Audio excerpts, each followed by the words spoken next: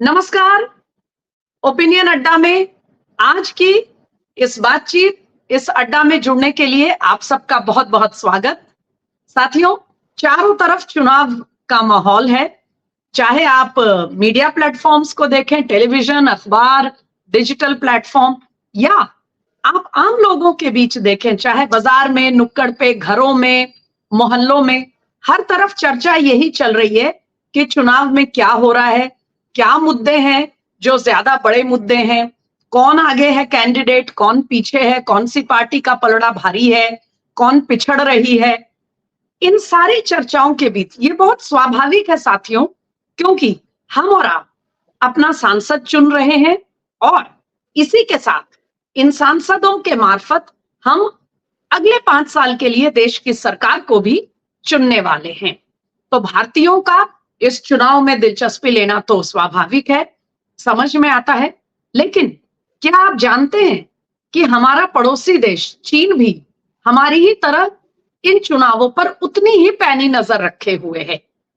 अंतर केवल इतना है कि हम तो अपने प्रतिनिधि चुनने के लिए चुनाव में दिलचस्पी ले रहे हैं, लेकिन चीन की दिलचस्पी यह है कि चुनावों के माध्यम से, चुनावों के जरिए हमारे देश की ताकत को कैसे कम किया जाए, देश की राजनीति, देश के चुनावों में कैसे दखल दिया जाए, ताकि हमारे देश के हालात डिस्टेबलाइज हो सके, अस्थिर हो सके और इसका फायदा अन्य देशों को, खास करके चीन को, मिल सके।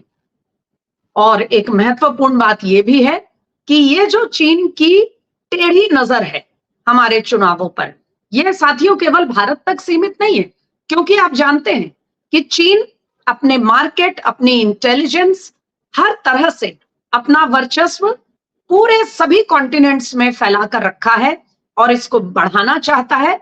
और ये वर्ष जो है 2024, ये पूरी दुनिया के लिए एक ऐसा वर्ष है जब कई देशों में, अलग अलग महत्वपूर्ण देशों में बहुत ही महत्वपूर्ण चुनाव होने जा रहे हैं इस साल के अंत तक। और एक ताजा स्टडी से यह पता चला है कि इन तमाम चुनावों में किसी न किसी रूप में चीन अपना दखल रखना चाह रहा है और कोशिश कर रहा है चुनाव प्रक्रिया को प्रभावित करने की। तो आखिर ये जो चीन की कोशिश है, ये टेढ़ी, ये नापाक कोशिश, ये कैसे हो सकती है, क्या तरीके हैं, क्या हमें भारतीय होने के नाते चिंतित होने की जरूरत है और हम इसमें क्या कर सकते हैं इस कोशिश को नाकाम करने के लिए आम नागरिक के नाते। ये तमाम कुछ प्रश्न हैं जिन पर हम थोड़ा थोड़ा रोशनी डालेंगे आज की इस बहुत ही खास बातचीत में। और इन सब विषयों को ज्यादा अच्छे से समझने के लिए और विचारों के आदान प्रदान के लिए आज इन्हीं सब्जेक्ट्स, इंटरनल सिक्योरिटी, इंटेलिजेंस और इस तरह के मुद्दों पर लगातार रिपोर्टिंग कर रहे, विश्लेषण कर रहे सालों से हमारे मित्र, हमारे साथी नीरज राजपूत आज अड्डा पर आए हैं। Neeraj, thank you. आप अड्डा पर आए, आपका बहुत स्वागत है। हम नियमित रूप से अड्डा पर अपने मित्रों को बुलाते हैं अलग अलग विषयों पर बात करने के लिए। आपके लिए बहुत पहला मौका है, इसलिए बहुत बहुत स्वागत आपका। और हम चाहेंगे आप लगातार इस अड्डा का आनंद लें, हमसे जुड़ते रहें।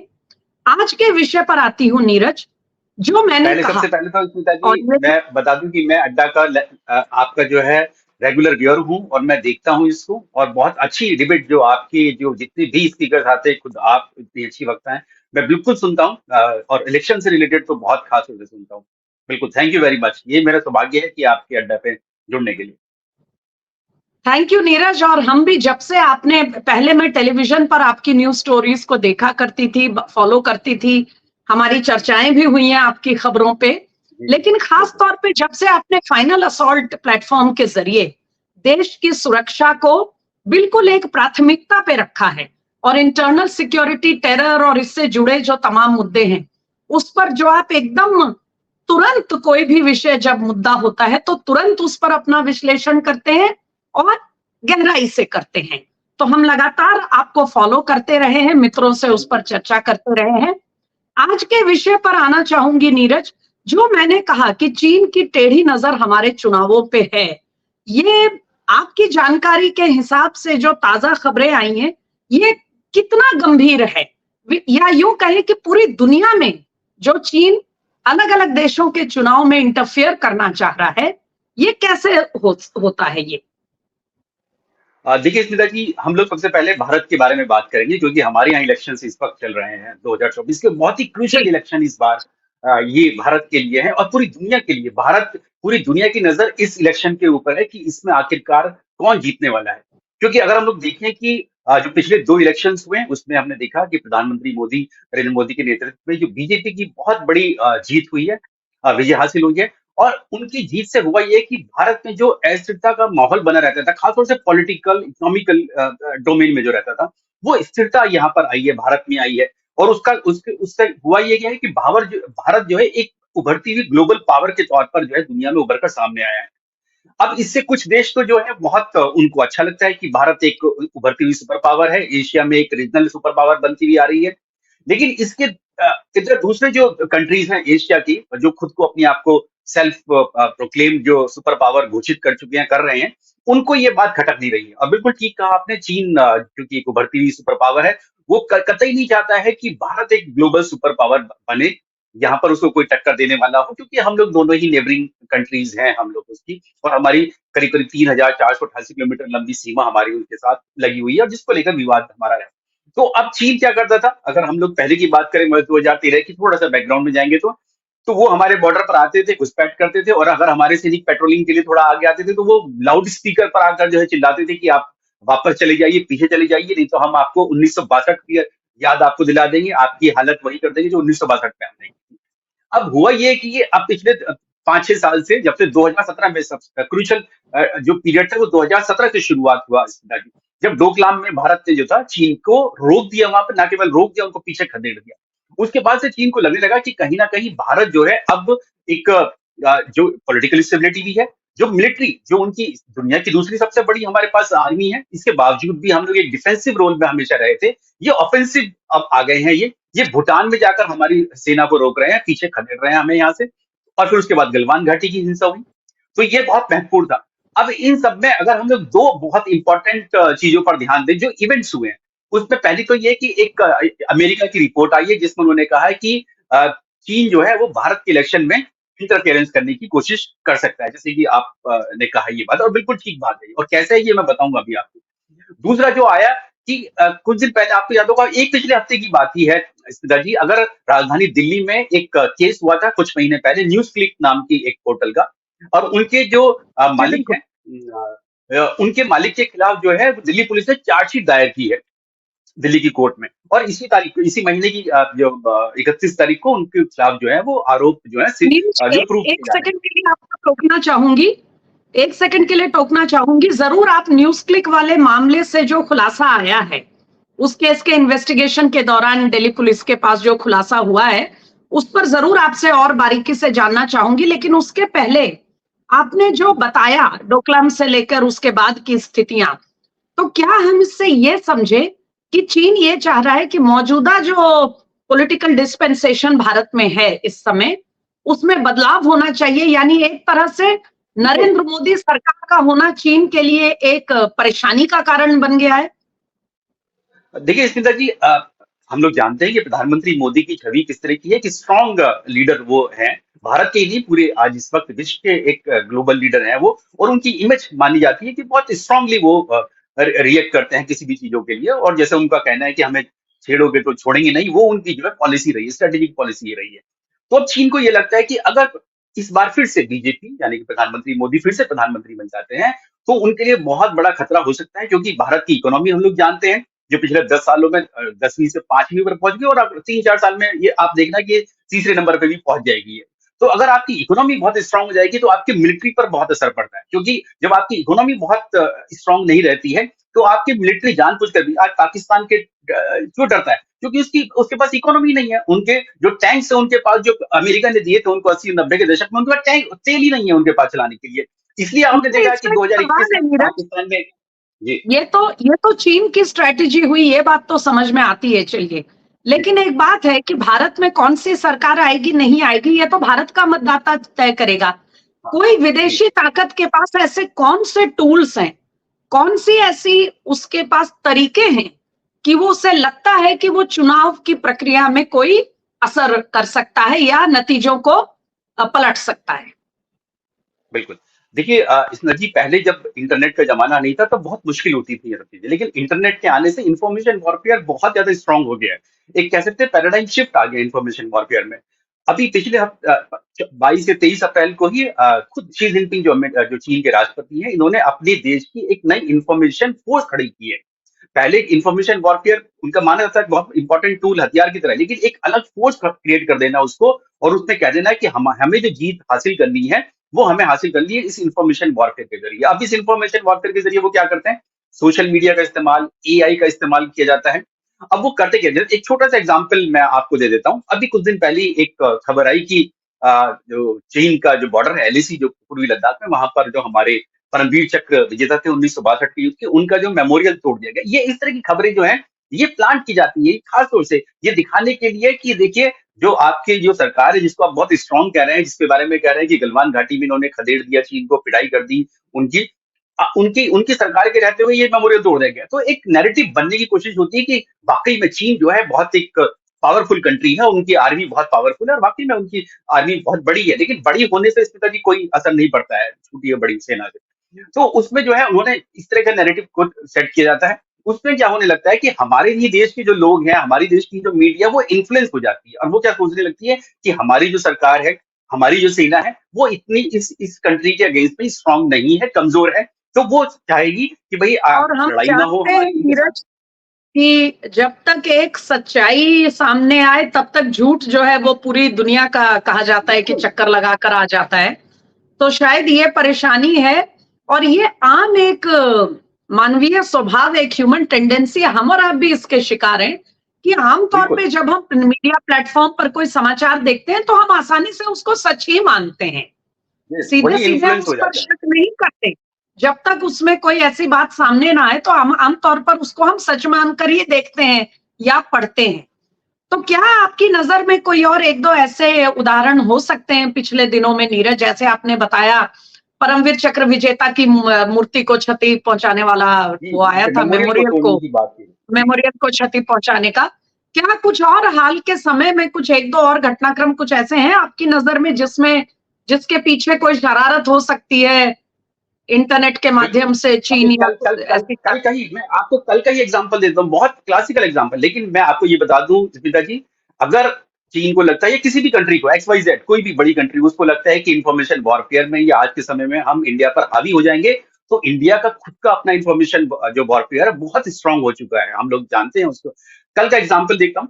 एक एक वीडियो था जिसमें सेना के कुछ जवान थे, वो वोटिंग के लिए जा रहे थे, उनके ट्रक खड़े हुए हैं और एक बंदा, एक आदमी जो है पोलिंग एजेंट, वो आके कह रहा है कि नहीं देखिए ये सेना वाले हैं, आर्मी के जवान जो है वो वोटिंग करा रहे हैं अंदर पोलिंग बूथ में जाके। मैंने खुद वो रिपोर्टिंग की, 2019 का वो वीडियो था, उस 2019 के इलेक्शन का वीडियो था, वो जबलपुर का था। खुद इलेक्शन कमीशन ने इस बात की अरेंजमेंट किए थे 2019 में कि जो सेना के जवान है, क्योंकि उनकी पोस्टिंग इस तरह की जगह पे होती है कि वो पोलिंग करने जाए, उनके साथ साथ उनके परिवार भी जाए, क्योंकि रेजिमेंटल सेंटर्स में, पीस सेंटर्स में उनकी फैमिलीज भी साथ में रहती है।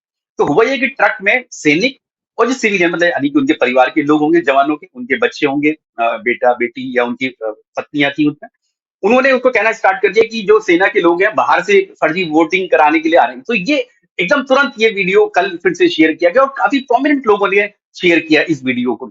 तो उनका कहना था कि देखिए सेना वाले जो है इंटरफेरेंस कर रहे हैं हमारे इलेक्शन में और डेमोक्रेसी में, जबकि हम लोग जानते हैं कि भारत की जो सेना है बहुत अपॉलिटिकल, गैर राजनीतिक एक संस्था जो है वो हमारी भारतीय सेना है। तो जैसी लेकिन अब नजर हमारी भी रहती है, हमारी यानी हमारी सेना की भी नजर रहती है, उनकी भी जो इन्फॉर्मेशन वॉरफेयर विंग्स है वो नजर रखते हैं सोशल मीडिया के ऊपर कि आखिरकार कौन सा वीडियो जो है सेना के अगेंस्ट में आ रहा है या प्रोपेगेंडा के अगेंस्ट, तो ठीक है, लेकिन प्रोपेगेंडा नहीं किया जाना चाहिए, सेना के खिलाफ करना चाहिए। उन्होंने तुरंत जो है उसको वहीं पर ब्लॉक किया, वहां पर उन्होंने कहा और जितनी भी जानकारी थी उन्होंने बताई कि ये पहले 2019 का। तो मैंने जैसी वीडियो देखा तो मैं क्या खुद जान गया कि हम मैंने खुद। अगर अगर बिल्कुल। पूरी तरह नहीं लेकिन काफी हद तक क्या उनकी ओर से फैलाए जा रहे प्रोपेगेंडा को हम उचित समय पे काउंटर कर पा रहे हैं नीरज? क्योंकि कई बार क्या होता है कि प्रोपेगेंडा बाहर आ तो जाता है उसकी सच्चाई, लेकिन अगर वो देर से आया तो by that time damage is done. बिल्कुल। बिल्कुल, ये बहुत खतरनाक है, क्योंकि जिस आदमी ने पहली बार वो वीडियो देखा होगा, उसको ये समझ में आएगा कि हाँ, सेना के जवान ये कर रहे हैं। उसकी जो क्लैरिफिकेशन जो आया बाद में, उसमें जो हम लोगों ने बताया कि नहीं, नहीं, ये पुराना वीडियो है, इसमें इलेक्शन कमीशन ने ही कहा था कि आप अरेंजमेंट किया था उन्होंने कि पोलिंग बूथ बनाए गए थे कि आप जाइए वहां पर जाकर वोट डलवा सकते हैं अपनी फैमिली के साथ। तो काफी देर हो जाती है, लेकिन लेकिन फिर भी एक चेक तो हम लोगों ने किया, 24 घंटे के अंदर ही अंदर हमने उसको चेक कर दिया, इससे कि पहले की वो वायरल होता। और जो प्रोमिनेंट लोग से, जो ब्लू टिक वाले जो लोग थे, उनको वो वीडियो डिलीट करना पड़ा, अपनी टाइमलाइन से करना पड़ा। मैंने खुद देखा है वो वीडियो। तो इस तरह से हम लोग रोक सकते हैं। तो ये दरअसल आप स्मिता जी, ये कॉग्निटिव वॉरफेयर का नतीजा है चीन की। कॉग्निटिव वॉरफेयर यानी कि आप जो है किसी भी दुश्मन देश के लोगों को आप इन्फ्लुएंस करें, उनको, उनके माइंड को इन्फ्लुएंस करें, रैशनैलिटी ना आने दें उनको, वो सोचे ना कि किसी भी तरीके से कि क्या ये सही है गलत है, वो मान ले उस चीज को। यही इसका तरीका है इन्फॉर्मेशन वॉरफेयर। चलिए, आप बता रहे थे कि ये न्यूज क्लिक के मामले में प्रवीर पुरकायस्थ और उनकी टीम के साथ किस तरह से उनकी फंडिंग में और अन्य चीजों में चीन का उसमें इन्वॉल्वमेंट रहता है, रहा है। और ये जो जी। जांच स्पेशल सेल की ओर से चल रही है, उसमें जो अब चार्जशीट, एक शुरुआती चार्जशीट तैयार की गई है, वो जो खबर आई है, उसमें कैसे ये क्या मोडस ऑपरेंडाई कैसे करते हैं कि किसी खबरों के प्लेटफॉर्म को, किसी न्यूज प्लेटफॉर्म को कैसे एक जरिया बनाया जा सकता है देश में किसी मुद्दे को लेकर डाउट पैदा करना लोगों के मन में या उथल-पुथल पैदा करना। बिल्कुल, मैंने जो चार्जशीट के बारे में जो पढ़ा मैंने, उसमें खास तौर से जो दिल्ली पुलिस ने काफ़ी ज़्यादा स्टडी करने के बाद वो चार्जशीट, मुझे ऐसा लगता है कि दायर की है कोर्ट में की, क्योंकि उन्होंने जो वर्ड्स इस्तेमाल किए कि जो थर्ड वर्ल्ड वॉर है, जो तीसरा विश्व युद्ध है, वो कोई युद्ध जंग के मैदान में नहीं लड़ा जाएगा, वो गुरिल्ला इन्फॉर्मेशन वॉरफेयर है। उन्होंने इसका इस्तेमाल हाँ, किया। यानी कि अब जो हमारी सिक्योरिटी एजेंसीज़ हैं, उनको इस बात का इल्म है कि किस तरह से जो मीडिया को इस्तेमाल किया जा सकता है, यूज और मिसयूज जिसके बारे में हम लोग कहते हैं, वो किया जा रहा है, और हमारी जो दुश्मन देश है उनके जरिए किया जा रहा है। ये न्यूज क्लिक के बारे में हमें जो जानकारी मिली है कि इसको यूएस की फंडिंग होती थी, यूएस से। और यूएस से में जो, जहां पर इसकी जो मेन जो पेरेंट कंपनी थी, उस पेरेंट कंपनी को चाइना के जो डीप स्टेट है वहां से उसकी फंडिंग हो रही है। तो देखिए, अब डायरेक्ट नहीं, वो इंडिया में नहीं कर रहे डायरेक्ट फंडिंग। उनको पता है कि जैसे ही इंडिया में डायरेक्ट फंडिंग करेंगे तो पकड़े जाएंगे। तो उन्होंने क्या किया, एक श्रीलंका का कोई एक नागरिक है, उसकी एक बहुत बड़ी कंपनी है, उस कंपनी के में इन्वेस्ट किया। वो कंपनी जो है यहाँ इंडिया में इस पोर्टल में इन्वेस्ट कर रही है। और ये क्या करते हैं, इन्फ्लुएंस करते हैं, इनको कहते हैं, जो इनके जो एडिटर्स होंगे या संपादक जो रहे होंगे या रिपोर्टर्स को, कि आप इस टॉपिक पर इस पर लिखिए। जैसे मैंने बताया ये मेमोरियल की बात, ये मेमोरियल की जैसी ही, मतलब एग्जांपल दे रहा हूँ कि इस मेमोरियल के बारे में कहेंगे, इस पर आर्टिकल लिखो कि क्या वाकई में तोड़ा गया या नहीं तोड़ा गया। चाहे जब कोई खबर है नहीं उसमें, लेकिन वो कहेंगे कि इस पर लिखिए, तो फिर आप जाएंगे इन्फॉर्मेशन लेने के लिए आर्मी के पास जाएंगे, तो आर्मी को बताना ही पड़ेगा कि हाँ, नहीं, ऐसे नहीं, ऐसे है। अगर वो सही भी कहेंगे तब भी वो न्यूज के माध्यम से उसको प्रेजेंट करेंगे उसको वहां पर। तो इससे इन्फ्लुएंस होता है। इसलिए ये जो गुरिल्ला इंफॉर्मेशन वॉरफेयर है, इसीलिए हम समझ नहीं पाते हैं कि हो क्या रहा है ये दरअसल, और इसमें ट्रैप में फंसने के बहुत ज्यादा चांसेस रहते हैं। अब मेरा सवाल, मुझे मेरे मन में जो बात आ रही है कि आपने जो कहा कि आर्मी वाले कोशिश कर रहे हैं कि बिल्कुल उचित समय रहते जितना हो सके इस प्रोपेगेंडा को काउंटर करें, खास करके देश की एकता, हमारे जो, मेरा ये ऑब्जर्वेशन रहा है नीरज, कि आम तौर पे जैसे आपने आर्मी को लेकर बात कही, ये मुद्दे भी वो प्रयास करते हैं क्योंकि उनको पता है कि ऐसे छोटे छोटे क्लिप्स और ऐसी चीजें जो है बहुत तेजी से वायरल हो जाती हैं और फिर बिल्कुल। एकदम से वो एक नैरेटिव खड़ा करने का उसमें एक पोटेंशियल होता है, संभावना होती है। और फिर कुछ लोग जाहिर है ऐसे हैं जो फिर इसको एक खबर का रूप देके एक मुद्दे को और बड़ा बनाते हैं।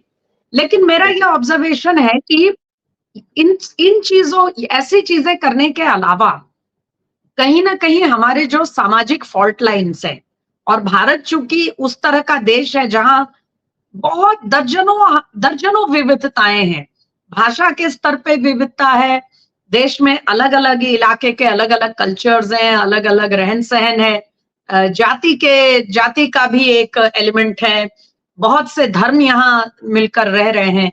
अब हम कोई वैसे देश में तो रहते नहीं है जहाँ केवल एक ऑफिशियल रिलीजन हो और बाकियों के कोई अधिकार ना हो। तो भारत जैसे देश में जहाँ कास्ट, रीजनल, रिलीजियस और इस कल्चरल बहुत सारी डाइवर्सिटीज हैं। ऐसे में क्या होता है कि सोशल रिलीजियस फॉल्ट लाइंस को, इन फॉल्ट लाइंस को टारगेट करके बहुत आसानी से समाज में एक तनाव, एक भेद पैदा किया जा सकता है। और हम और आप देख चुके हैं कि कई सारे पिछले सालों में कई ऐसी कोशिशें हुई हैं, ऐसे अटेम्प्ट्स हुए हैं कि भारत में फॉल्ट लाइंस का फायदा उठा करके कुछ ऐसा एक सामाजिक परिवेश बनाया जाए।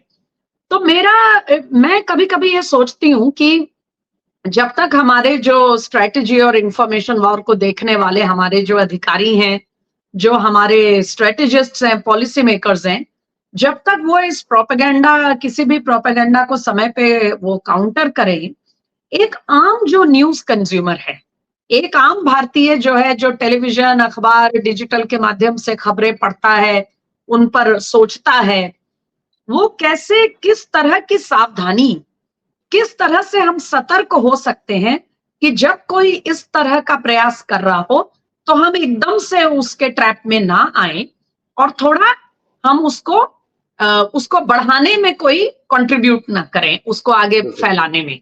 आपको क्या लगता है नीरज जी? देखिए इसमें कि अगर हम लोग इस तरह की वीडियोस जैसे आते हैं व्हाट्सएप अगर आते हैं तो उसको फॉरवर्ड हम लोग कहते हैं कि फॉरवर्ड ना किया जाए, ग्रुप्स में खास तौर से ना करें। अगर करना भी है तो इंडिविजुअल को किसी को करें और उससे पूछे कि क्या वाकई में इस तरह से हो सकता है, उससे जुड़े हुए लोगों से कर सकते हैं। और जहां तक सोशल मीडिया की बात है, जहां तक मैंने देखा, मैंने ऑब्जर्व किया बहुत सोशल मीडिया को स्टडी करके कि जैसे ही कोई इस तरह का कोई वीडियो डालता है तो आप खाली उस वीडियो को ना देखें जिसने ये पोस्ट किया है, उसके नीचे आप टाइमलाइन पे देखिए उसमें क्या कमेंट्स लोगों ने किए हैं। उससे आपको बहुत आइडिया हो जाता है कि क्या वाकई में ये सही वीडियो है या नहीं वीडियो है। जैसे ही वो कल वाला जो वीडियो जिसके बारे में हम लोग बात करें, जैसे ही डाला उसमें नीचे भी लोगों ने स्टार्ट कर दिया कमेंट करना कि नहीं ये वीडियो 2019 का था। तो आप नीचे देखेंगे तो आपको रियलाइज हो जाएगा कि ये गलत वीडियो है। इसको तो खाली आप उस पोस्ट को ना देखें, उसके नीचे जो लोग कमेंट्स कर रहे हैं उनको भी एक बार जरूर देखें। जब भी आपके मन में थोड़ा सा भी शक हो कि ये सही नहीं हो सकता वीडियो, तो मैं वही करता हूँ, मैं नीचे वीडियो में देखता हूँ कि क्या वाकई में ये वीडियो इस तरह का है, और उससे बहुत कई बार आइडिया मिल जाता है कि नहीं ये गलत वीडियो है ये। और फिर मैं वापस जो भी अथॉरिटीज होती है उनसे पूछता हूँ कि क्या वाकई में, तो फिर वो एकदम साफ हो जाता है कि नहीं। और बिल्कुल अब तो पीआईबी की फैक्ट चेक भी एक संस्था है, उन्होंने अपना खुद का नंबर भी दिया हुआ है उन्होंने, और मेल भी दिया हुआ है कि आपको अगर कोई भी वीडियो किसी भी तरह का, इवन व्हाट्सएप पर भी अगर कोई आपको खबर लगती है कि गलत हो सकती है, झूठी हो सकती है, उसके बारे में आप उनसे क्रॉस चेक कर सकते हैं। उनके पास ऐसे सक्षम ऑफिसर्स हैं जो इस चीज को क्रॉस चेक करते हैं, वेरीफाई करते हैं। हर डिपार्टमेंट के साथ उनका कनेक्शन है, लिंक है, तो उससे हम लोग वेरीफाई कर सकते पत्रकार साथियों के लिए आप क्या कहेंगे? हम और आप जैसे रिपोर्टर्स और जर्नलिस्ट जिनके पास समाचार आते हैं, हम सबके अंदर ये एक ललक होती है कि कोई जानकारी जो देखने में, सुनने में बहुत इंटरेस्टिंग लग रही है, उसको हम जरूर लिखें, एक अच्छी खबर बने। लेकिन कई बार कहीं ना कहीं पत्रकार भी, अब जैसे न्यूज क्लिक का मामला है, ये तो एक स्ट्रक्चर्ड एक तरह का मामला नजर आता है अब तक। हालांकि मामला अदालत में विचाराधीन है, लेकिन अभी तक जो बातें सामने आई हैं हैं। जांच में, जी हाँ, प्राइमा फेशिये है। लेकिन जो एक आम साधारण रिपोर्टर है जो किसी तरह के ऐसे स्ट्रक्चर्ड कैंपेन का हिस्सा नहीं है, कभी कभार वो भी चाहे ना चाहे इस तरह के चीजों को बढ़ाने के एक ऐसे समाचार के माध्यम बन जाते हैं, एक जानकारी के अभाव में। तो आप क्या कहेंगे कि हमारे साथ पत्रकार साथी जो हमारे हैं, रिपोर्टर्स हैं, उनको कैसी सावधानी ऐसे मुद्दों पर जब कोई जानकारी आए तो क्या करना चाहिए? बहुत बहुत रिलेवेंट सवाल है स्मिता जी ये वाला जो है, क्योंकि हम लोगों ने देखा है मीडिया में खास तौर से पहले जब न्यूज चैनल्स आए थे तो बहुत एक तुरंत खबर देने की एक रहती थी, ब्रेकिंग न्यूज जिसको हम लोग बोलते थे कि ब्रेकिंग न्यूज हम लोगों को देनी थी, वो जल्दबाजी होती थी, जल्दी देनी थी। और कभी कभी क्रॉस चेक नहीं बिल्कुल। भी किया और उसको ऑन एयर कर दिया तो उसमें दिक्कतें आती थी। अब इस ब्रेकिंग न्यूज से भी तेज ये सोशल मीडिया आ गया है। जब चैनल्स में तो अभी थोड़ा टाइम लगता है कि रिपोर्टर ने कहा, असाइनमेंट ने कहा, असाइनमेंट से फिर वो जाएगी आउटपुट के पास जाएगी, तब थोड़ा टाइम लगेगा। लेकिन अभी क्या हो रहा है, जो रिपोर्टर्स हैं वो खुद ही, क्योंकि खुद सोशल मीडिया इस्तेमाल करते हैं, वो अपनी ही सोशल मीडिया जो अकाउंट्स हैं, चाहे वो ट्विटर हो, एक्स हो या फेसबुक। ट्विटर पे हमने देखा है कि बहुत तेजी से न्यूज जो है आती है, तो रिपोर्टर्स उस पर रख देते हैं, उसको पोस्ट कर देते हैं। और हमने देखा है कि और उसमें बहुत तरीके भी होते हैं करने के, कि आपने जो आपके पास इंफॉर्मेशन आई जो अनवेरीफाइड है उसको आपने रख दिया और उसके बाद कहा कि मोर डिटेल्स अवेटेड। उसमें कहीं ना कहीं आप हिस्सा बन जाते हैं, उस चीज का हिस्सा बन जाते हैं, जैसे कि आपके पास अनवेरीफाइड है लेकिन आपने कह दिया कि ये अभी इसमें वर्जन लेना बाकी है। तो हमें थोड़ा थोड़ा सा रुकना चाहिए, सोच समझ के करनी बिल्कुल चाहिए। अगर जहां पर डाउट लगता है बिल्कुल उस न्यूज को हमें इतनी जल्दी नहीं करना चाहिए जब तक कि हम अथॉरिटीज से वेरीफाई ना करते हो। और एक बात तो मैं जी आपको बता सकता हूँ, चाहे हमारी गवर्नमेंट के लेवल पर भारत में, चाहे फिर हमारी आर्म्ड फोर्सेस की लेवल पर, आज के समय में कोई भी इंफॉर्मेशन के बारे में अगर कोई भी पूछता है, मुझे नहीं लगता है कि वो कभी कोई छिपाने की कोशिश करते हैं। बिल्कुल साफ तरीके से वो सामने आते हैं और अपना जो उनका अपना पक्ष होता है, उनका साफ कहना है कि हमारा पक्ष अगर आपको देना तो हमारा पक्ष जरूर साथ रखिए। ऐसा ना करें कि अनवेरीफाइड न्यूज को आप पोस्ट करें किसी भी लेवल पर, चाहे वो मेन स्ट्रीम मीडिया हो या सोशल मीडिया। बिल्कुल। बहुत ही मुझे लगता है बहुत ही एजुकेटिव, बहुत ही इंफॉर्मेटिव और दिलचस्प बातचीत रही है नीरज आपसे इस सारे मुद्दे पर। बेशक ये मुद्दा आगे भी प्रयास होगा करने का, लेकिन जैसा आपने कहा सभी लोग, चाहे वो मीडिया से जुड़े लोग हों या एक आम भारत का नागरिक हो जो सोशल मीडिया पर एक्टिव है, वो कहीं ना कहीं वो कुछ ऐसा जरूर योगदान कर सकता है ताकि इस तरह के जो खतरनाक खेल हमारे साथ होते हैं उन पर हम उनको कम से कम हम फेल नहीं कर सकते तो अपनी छोटी सी योगदान से हम उसको आगे बढ़ाने से रोक सकते हैं। साथियों, अगर आप कौटिल्य अर्थशास्त्र को पढ़ें तो आप जानेंगे कि प्राचीन काल से हमेशा से एक देश दूसरे देश पर उसकी टेढ़ी नजर रहती है और हमेशा से जो मैदान में युद्ध के मैदान में लड़ाई लड़ी जाती है उसके साथ साथ पैरेलल एक इंफॉर्मेशन वॉर का प्रयास होता है। पुराने जमाने में ये पारंपरिक तरीकों से होता था, अपने लोगों को प्लांट किया जाता था, उनके थ्रू किसी दूसरे सेना के जो कैंप है तंबू में कोई र्यूमर फैलाया जाता था, कभी बीमारी को लेकर, कभी कुछ प्रयास शुरू से होते रहे हैं। फर्क केवल इतना है कि आज इंटरनेट और प्रचार माध्यमों के चलते ये काम काफी ज्यादा आसान हो गया है। और जैसा हमारी बातचीत में अभी हम चर्चा कर रहे थे, नीरज ने भी बताया, अगर आप एक आम नागरिक हैं, एक आम वोटर हैं और सोशल मीडिया का इस्तेमाल करते हैं, एक तरफ हमारे जो इंफॉर्मेशन वॉर को देखने वाले हमारे जो अधिकारी, हमारी जो सेना की टीम है, गृह मंत्रालय की टीम है, सभी जगह वो अपना काम कर रहे हैं, लेकिन आप एक आम नागरिक के रूप में ये छोटा सा काम कर सकते हैं कि जब आपके पास ऐसा कुछ कोई भी पोस्ट या ऐसी कोई भी जानकारी आए तो उसे एक ही नजर देखकर तत्काल आप उसको फॉरवर्ड ना करें, थोड़ा इंतजार करें। हो सकता है वो गलत साबित हो सकता है उसमें आधी जानकारी हो, और कई बार आधी जानकारी ज्यादा खतरनाक साबित होती है। हो सकता है वो हमारे देश के हित में ना हो, उस बात को हमारे समाज के हित में ना हो, तो थोड़ा सा इंतजार करें, एक बार चेक करके देखें। और अब कई सारे ऐसे प्लेटफॉर्म्स हैं, पीआईबी का फैक्ट चेक है और भी प्लेटफॉर्म्स हैं जहां आप उसको तुरंत फ्लैग कर सकते हैं। ये अगर आपकी नजर में कोई ऐसे पोस्ट आती है और ये देखा जाएगा कि क्या वो वाकई ऑथेंटिक है या नहीं है।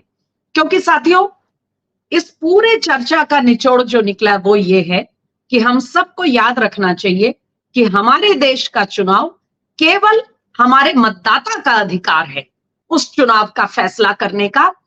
हमारे और आपके सिवा ये अधिकार किसी और के पास नहीं है कि वो इस देश के चुनाव में किसी तरह की भूमिका अदा करे। इसी विचार के साथ आज के इस अड्डा को हम विराम देंगे, लेकिन आप सब हमारे साथ लगातार जुड़ते रहे हैं। जैसा मैं पहले भी कहती हूं, अड्डा पे आते रहिए, अपने विषय हमारे साथ उठाइए ताकि उस पर हम चर्चा करें। अकेले मत आइए, अपने साथियों, अपने मित्रों को लेकर आइए ताकि ये अड्डा की संस्कृति चलती रहे, जानकारी का आदान प्रदान, सोच विचार का आदान प्रदान चलता रहे। और आज के अड्डा के लिए मैं हमारे मित्र नीरज को खासकर धन्यवाद करना चाहती हूँ कि इतनी वैल्यूएबल जानकारी हमसे शेयर की।